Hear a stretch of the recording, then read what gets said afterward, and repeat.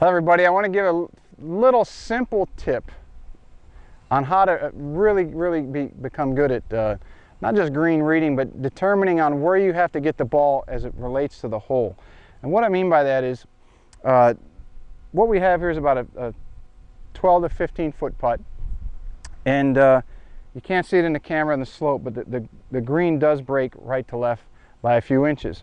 So what I've done is I've placed a tee to the right of center. So if we were to visualize the hole, if we're looking straight at it, then 6 o'clock would be closest to us on a straight line. 12 o'clock would be the furthest, okay?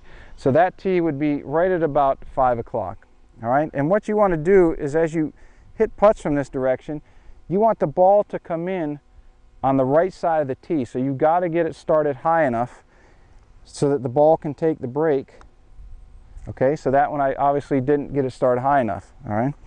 Still went in, but that's not the purpose of the exercise. You want to make sure that when you stroke these balls, that they're coming in from the right side of the tee, just like that, okay? You would go through a few until you start to visualize, all right, that one hit the tee. So you can make games out of this with your friends, with your spouse or whoever you're playing. You can say, okay, you get 3 points for coming in above the tee, you get 1 point for hitting the tee, and no points if it goes in below the tee. You can play up to whatever points you want to.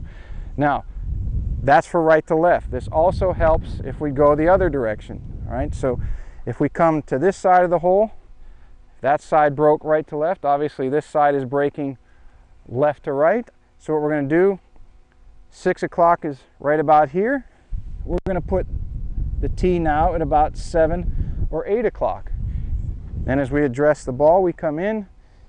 It's a left to right putt, and we got to hit it so that we try to get the ball to curve in to the hole and make sure it comes in above the tee. All right, that's very simple.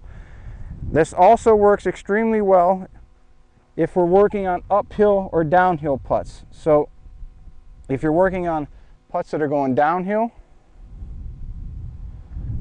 what you would do is you put the tee in the back of the hole like this.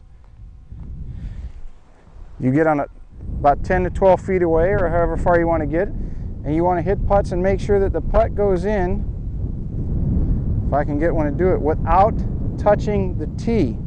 Okay, so it's just going to creep over the front edge and goes in without hitting the tee.